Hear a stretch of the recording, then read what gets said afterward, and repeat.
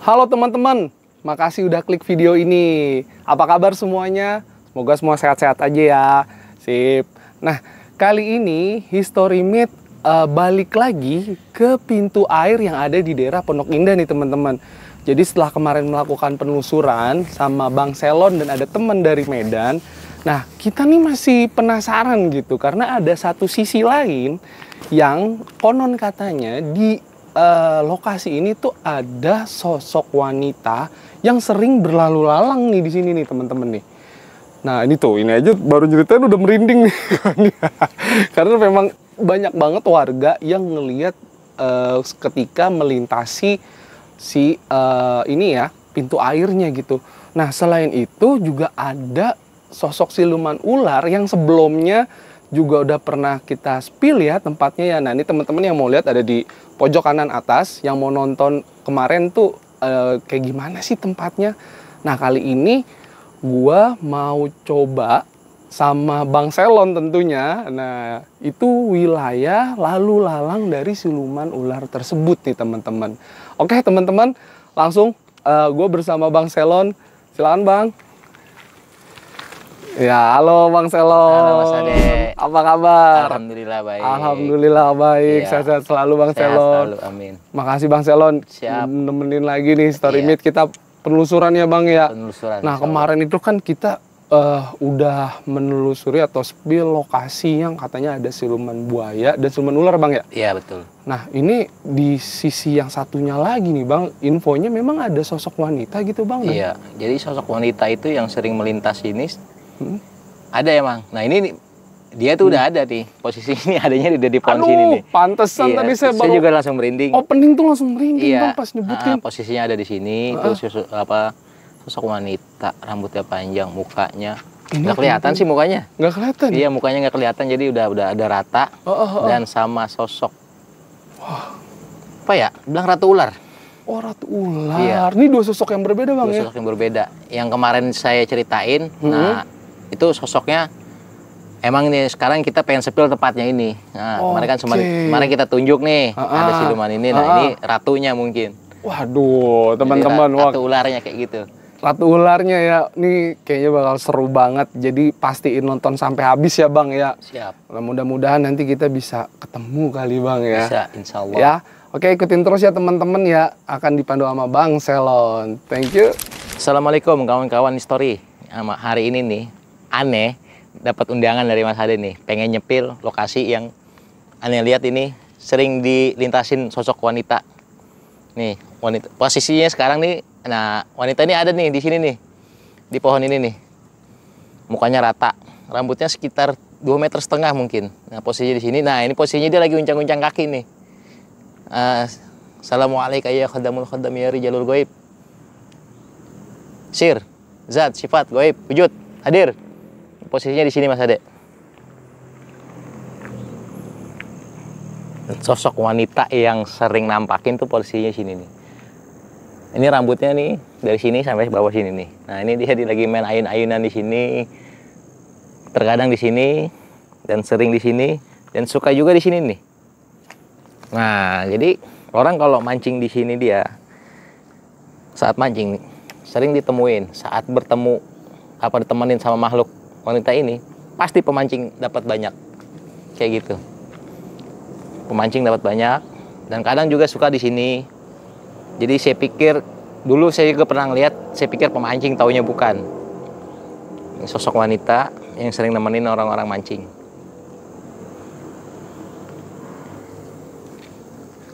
Spill, nah posisi tadi ada di sini. Saya nggak mau ganggu, kita masing-masing aja. Dan di sini, orang kerdil. Kecil lah, sekitar semeter. Umurnya sampai 500 tahun. Bercaling, kupingnya caplang, botak. Kalau dibilang bukan tuyul, cuman kerdil dia, Mas Ade. Ini posisinya dia di sini. Jadi saat tumbal itu datang, dulunya dipikir ini kawan dari orang-orang yang bermain anak-anak kecil. Taunya dia lompat keadaan posisi air deras, jadi ke bawah. Nah, jadi yang sering mengganggu ini, nah ini makhluk ini nih, yang menyerupai kawan-kawan anak-anak pada mandi di sini. Kayak begitu. Dia emang sukanya adanya di tikungan sini nih.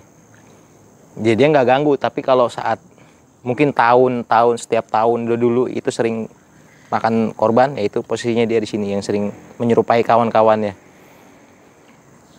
Oke, kita spill lagi tempat lain Mas Ade.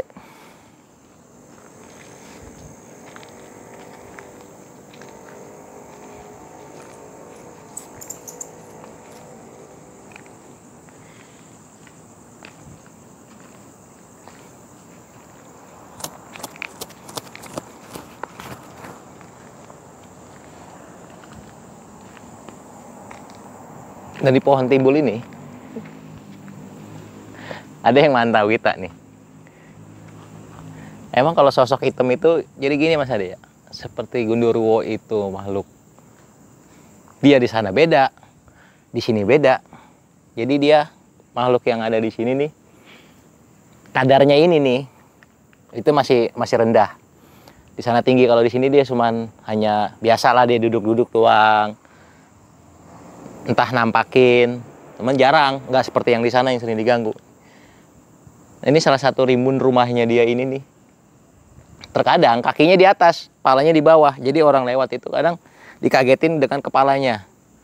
Kayak gitu. Ini sosoknya, ya matanya merah, babu bulu. Dia nggak mau diceritain. Oke, nggak apa-apa. Dia nggak mau saya ceritain, saya pengen tanya telusur terus. Mereka tidak mau menjawabnya. Jadi yang saya lihat kayak gitu Mas Ade. Oke, kita sepil lagi tempat lain Mas Ade.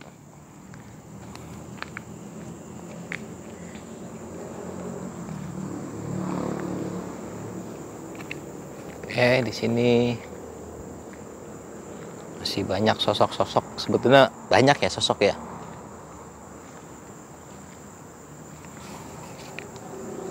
Nah, posisi yang saya lihat hari ini,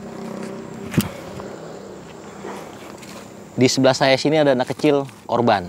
Dulu banjir di sekitar tahun berapa ya? Mungkin ada sosoknya adanya di sini. Itu sosok anak kecil sekitar umur 7 sampai 8 tahun. Laki-laki. Dia korban, ke bawahnya arus air deras itu. Jadi posisinya dia sering nongkrong di sini. Itu yang saya lihat. Astagfirullahaladzim.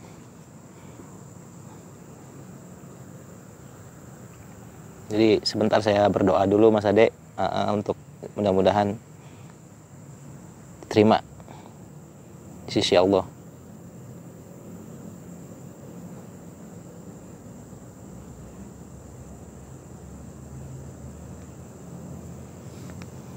Oke, saya udah berdoa, saya berdoa Fatihah untuk kirim dia, anak ini. Dia tidak mau menjawab, dia hanya wajahnya sedih. Jadi dengan batin saya yaudah saya kirim doa. Dia tidak mau menjawab. Saya tanya kenapa, dari mana, asalnya kenapa, terus kejadian bisa di sini dari seperti apa. Dia nggak mau menjawab. Jadi dengan wajah sedihnya itu saya berpikir anak ini hanya diminta untuk dikirim doa. Oke, alhamdulillah saya udah berkirim doa untuk anak ini. Mudah-mudahan di tempatan yang lebih baik lagi. Dan biasanya kalau sosok-sosok yang kayak begini nih, dia suka ngaku-ngaku nih. Jadi yang korbannya udah berapa tahun lalu. Nah, ini ada bangsa jin lain, apa setan lain yang menyerupai wujudnya. Jadi seakan-akan anak itu pun masih ada, padahal bukan ini. Kalau menurut saya sebangsa jin yang bisa menyerupai. Teman saya udah kirim doa. Oke, silakan pergi. Dia pamit untuk pergi. Oke, kita sepil lagi tuh Mas Ade.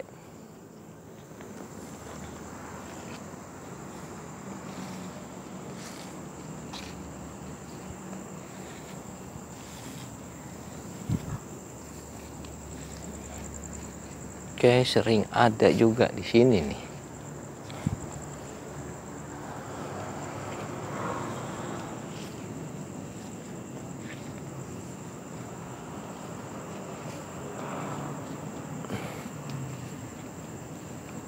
Oke, di sini juga ada, ya ini masih siluman ular kecil lah, yang biasa. Siluman masih anak muridnya lah, masih cerek kalau ibarat kata siluman ular biasa. Dan ratunya itu adanya di sana sebetulnya, kawasannya sampai sini. Oke, kita sepi lagi Mas Ade.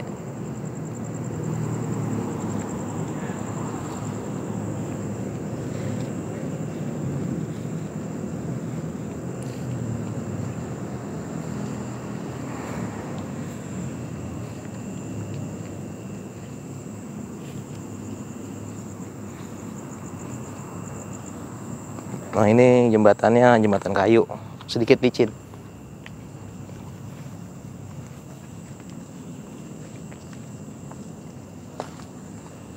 Ya, sosoknya yang sering di sini.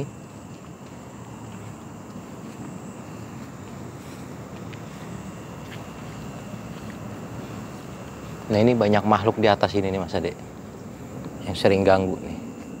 Biasanya pemancing-pemancing sering tertengok makhluk-makhluk yang ada di sini nih. Dia iseng, suka ganggu.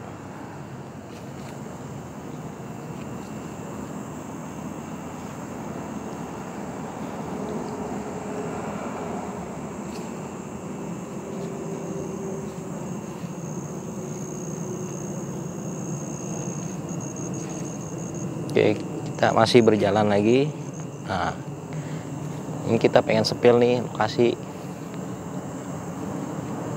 ratu ya, ratu ular nih. Posisinya kita lihat dari atas ini. Oke, jadi begini Mas Ade.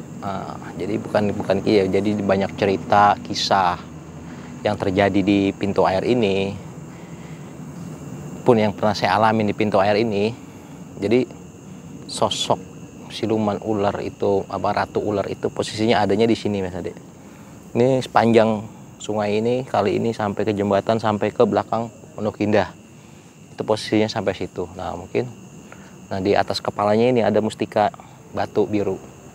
Jadi kisah ini terjadi biasanya kalau saat timbulnya dia, itu akan ada banjir gede di pintu air sini. Banjir gede bahkan sampai ngeluap.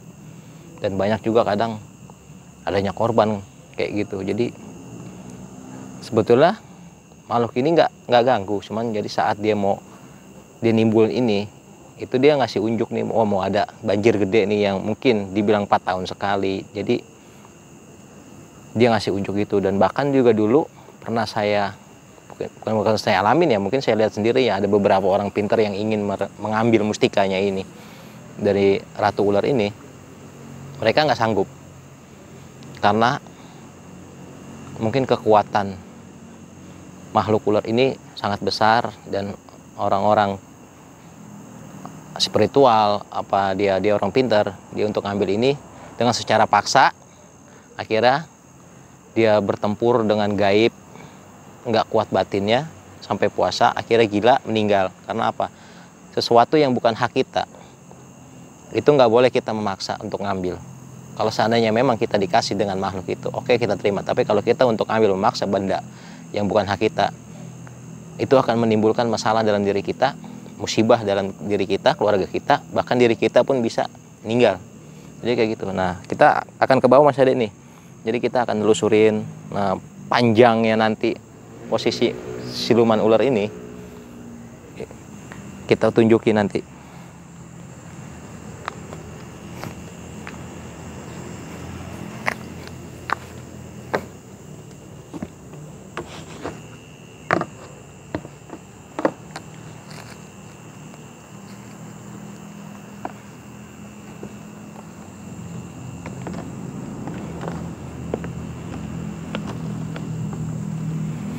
Dan di sini yang saya dapat, di sini nih ya, ini posisi saya di sini nih.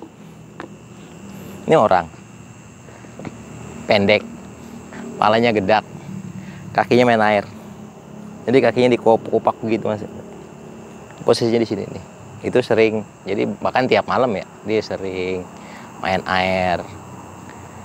Jadi makhluknya sosoknya pendek, kepala gede, botak Jadi sosoknya di sini. Nah ini kalau biasanya kalau orang yang nggak percaya dengan dia ngikut pulang sampai ganggu kita. Biasanya seperti itu.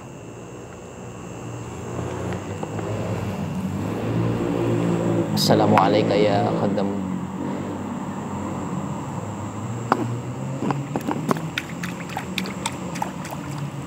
Jadi sosok ratu ular itu Mas Ade, posisi sekarang ini posisinya adanya di bawah jembatan sebelah sana. Itu jembatannya, jembatan Pondok Indah. Nah, ini saat ini kita nih berada di posisi badan. Nah, jadi badannya ada di sini, ekornya di sana, kepalanya adanya di tengah sebelum pintu air. Jadi nanti saat itu dia putar balik lagi sampai ke sana. Jadi posisinya di situ. Ini panjang. Sekitar ya pokoknya dari jembatan tuh pipa biru itu sampai pintu air panjangnya. Jadi posisi badannya ini saat ini ada di tengah-tengah kita, ada di bawah kita. Jadi kayak gitu, ada di bawah kita nih posisi badannya. Besarnya seperti batang kelapa. Panjangnya kira-kira hampir ya 200 kaki lah. Badannya ular, tapi uniknya gini loh. Jadi yang saya lihat dengan mata batin saya nih, jadi saya udah disambut. Sosoknya wanita. Kepalanya wanita, cantik. Pakai mustika di sini. Dia pakai mahkota juga. Ada antingnya. Jadi ada yang nggak suka di belakang kita nih saat kita lagi ngomong dia nih, mungkin ini emang makhluk-makhluk iseng, biarin lah. Kita nggak hiraukan dia, jadi kita udah izin jadi makhluk-makhluk yang ada di sini. Jadi wanita sosok siluman yang ada di sini nih. Ini ratu, jadi banyak siluman di sini, banyak makhluk yang di sini. Itu biasanya di bawah kendali ratu yang ada di sini. Dia ratu-ratu yang ada di sini nih, di siluman di sini dia di bawah kendali makhluk-makhluk yang ada. Nyai. Nah, so kadang-kadang terjadi juga saat hujan gede, kali ini akan penuh. Itu ada dua tanda. Pertama, sosok wanita ular ini, ratu ini, dan kedua sosok wanita Belanda, kayak noni Belanda itu pakai payung, dia nyebrang. Nah, saat dia nyebrang itu di jalan raya itu pasti ada kejadian. Setelah dia nyebrang orang lihat, itu kejadian kecelakaan. Jadi yang saya lihat sosok noni-noni itu dia keluar saat apa mau hujan, apa mau gerimis. Itu dia datang nyebrang pakai payung.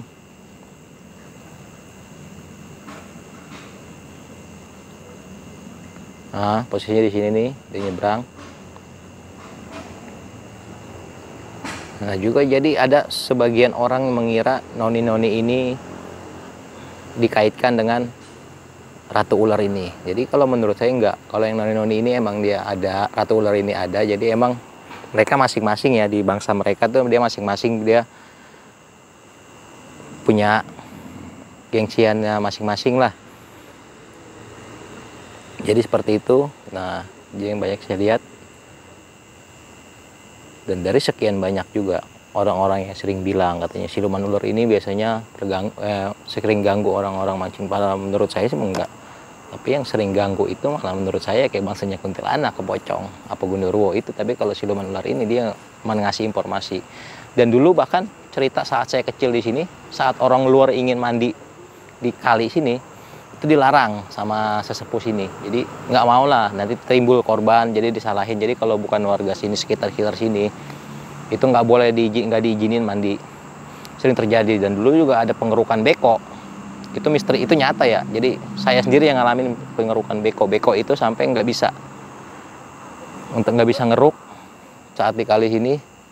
Nah, beko itu jadi terlilit oleh badan ratu ular itu posisinya. Nah, beko itu dulu posisinya adanya di sini. Jadi dia terlilit, dia nggak bisa, akhirnya rusak. Akhirnya tidak dilanjutkan lagi kayak gitu. Jadi Jadi beberapa orang banyak berpikiran makhluk-makhluk yang ada di sini ganggu, padahal pada dasarnya enggak. Jadi yang saya lihat ya mereka sama kita tuh sebetulnya sama. Nah ini sosok yang tadi ganggu ini ada di sini nih. Ini yang saya bilang nih, yang orangnya pendek, hitam botak, kepalanya gedak nih, posisinya ada di sini. Dia pindah tadi di sini nih, saya usir dulu. Dia malah pindah ke sana, dia malah main. Dia sering main ya sekitar sini lah. Nih, sekitar sini. Ya, jadi ada juga dulu terjadi ya mungkin entah tahun berapa. Pembunuhan sosok wanita lah yang banyak yang saat ini sekarang sering nampak sosok wanita lah kayak seperti kuntilanak itu bahwasannya itu hanya jin yang iseng yang ingin dia bisa berteman dengan manusia kalau menurut saya gitu. Tapi sesungguhnya dunia kita udah berbeda, makhluk ciptaan Allah memang sama, cuman dia bangsa jin, dia bangsa setan, kita bangsa manusia. Itu derajatnya lebih besar kita daripada mereka. Jadi seakan-akan mereka ini, gue butuh teman, jadi kayak gitu. Jadi banyak lah yang ingin komunikasi sama saya, cuman saya tutup lah ini bahasa mereka. Ini saat konten gini dia pengen nih, dia komunikasi, cuman saya nggak ngizinin, janganlah. Dia cuman pengen nyepil lokasi doang. Jadi kayak gitu Mas Ade. Oke, jadi dari saya nggak banyak. Saya cuma nyepil beberapa tempat doang dan untuk hawa penasaran. Jadi ada kawan yang sering bertanya masalah siluman ular yang ada di sini. Itu udah banyak terjadi. Orang-orang sini asli itu melihatnya. Jadi nafsi lah bangsa kita. Udah. Oke, brother, kita lanjut lagi nih dari sono, dari penelusuran kita dari kali sampai ke jembatan ini yang dibilang ada noni Belanda. Jadi untuk ngilangin penasaran dan kita kuak. Jadi ada sosok wanita. Wanita ini dibilang apa ya? Noni-noni lah, noni Belanda. Jadi saat kejadian noni Belanda ini lewat, itu selalu pasti ada kecelakaan di wilayahnya sini nih. Yang sering terjadi kecelakaan tuh di kawasan di bawah sini. Jadi saat dia lewat, korban itu meleng. Habis ngeliat meleng, nah tiba-tiba tabrakan. Jadi posisinya adanya di sini. Noni Belanda itu, nah nyebrang dia pakai gaun warna merah ya, gaun merah, rambut keriting, ikal, bawa payung, dan pakai topi apa ya, kebetulan kayak topi cowboy gitulah, yang sering dipakai wanita-wanita Belanda gitulah. Jadi sosoknya, posisinya sekarang ini adanya di seberang, ya posisinya adanya di seberang sini. Nah, kawasan dia setelah dia nyebrang dari sini ke sana, udah terjadi kecelakaan, mereka balik lagi ke sini. Kayak gitu. Jadi dari sini nyebrang, setelah terjadi kecelakaan dia balik lagi di sini. Jadi emang biasanya gimana ya, makhluk ini dibilang kata minta tumbal itu tahyul lah, enggak minta tumbal, cuman sering bikin orang kena musibah jadi sosok mereka. Nah, manusia yang kena musibah ini, yang sering kecelakaan ini, kalau menurut saya itu satu, dia pola pikirnya kosong. Saat dia berkendara dia tidak fokus, kosong, jadi tidak tenang dan tidak berdoa. Jadi mereka lihat habis itu mereka lihat tiba-tiba rem mendadak, apa ada lubang, terjadi kejatuh.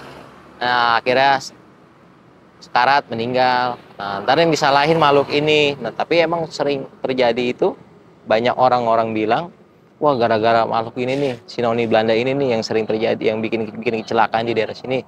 Jadi yang saya kuak dan saya lihat dengan mata batin saya, dengan ya karena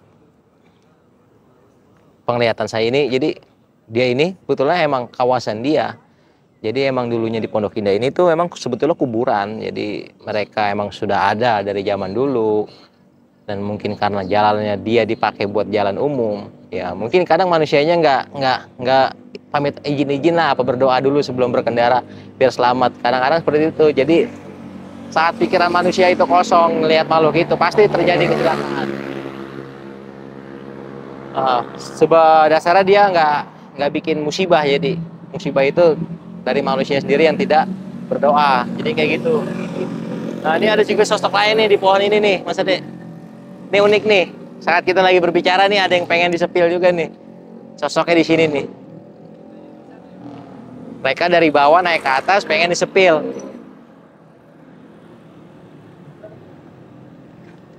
Ini unik dia nih.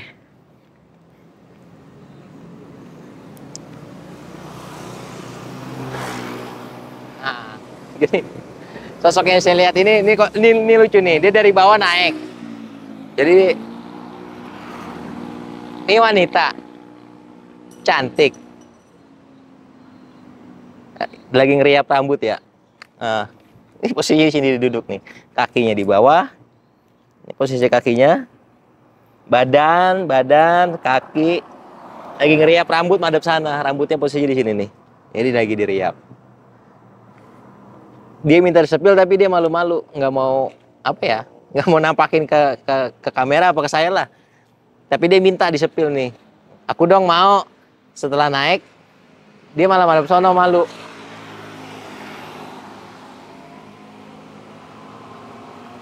Saya pengen coba tanya ya. Namanya siapa? Dari mana?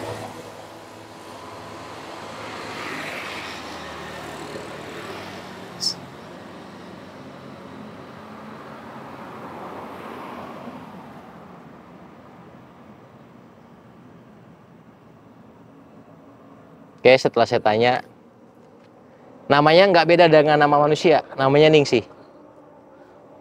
Umurnya masih sekitar, ya sampai inian ya, 200 sampai 300. Katanya korban kecelakaan. Saya tanya ini, makanya saya bingung korban kecelakaan. Setahu saya udah kebelakangan ini ya nggak pernah ada kecelakaan di sini ya. Tapi dia nyepil ini, tapi dia bilang korban kecelakaan. Saya tanya lagi, tahun berapa kejadiannya? Dia nggak mau jawab. Nah itu menurut saya akal-akalan mereka aja, akal-akal makhluk ini nih. Jadi dia emang pengen ini. Jadi ini sebangsa gimana ya, jin iprit yang ingin tahu, pengen dia ditunjukin. Jadi dia bilang dia kecelakaan di bawah, kejadian tahun sekitar 2000-an. Setahu saya tahun 2000-an itu ya kecelakaan biasa doang, tapi nggak menimbulkan korban kayak gitu. Jadi jin ini pengen ngaku-ngaku nih kejadian-kejadian yang pernah terjadi di sini. Jadi jin ini pengen ngaku-ngaku, dia ngunjukin bahwasanya saya pernah kejadian kecelakaan, tapi saya lihat ke belakang belum pernah terjadi kecelakaan sampai memakan korban sampai meninggal. Jadi kayak gitu. Jadi prinsip saya dan posisi saya, jadi makhluk ini hanya ingin ngaku-ngaku. Jadi kita jangan terlalu percaya dengan makhluk-makhluk yang seperti anak ini, apa sosok lain lah, makhluk-makhluk lain lah yang ingin mengganggu dan mempercayai. Biasanya nanti kalau kita percayain kayak gini nih, wah dia bisa terjadi nih karena ini, dibilang horina ini. Padahal enggak, ini makhluk jin yang ingin ganggu lah, ngerusak ekosistem manusia lah. Jadi dia hanya mengaku-ngaku doang. Oke. Terima kasih. Itu hanya sekilas doang dari sepilan yang saya lihat dengan mata batin saya, lokasi-lokasi yang sering terjadi. Jadi penglihatan saya, dan saya ucapkan terima kasih untuk semuanya, untuk History Myth selalu berjaya selalu. Dari saya Selon, tetap semangat, tetap berkarya. Jangan lupa like, comment, and subscribe. Tonton terus History Myth dan selalu jangan baper. Oke, assalamualaikum.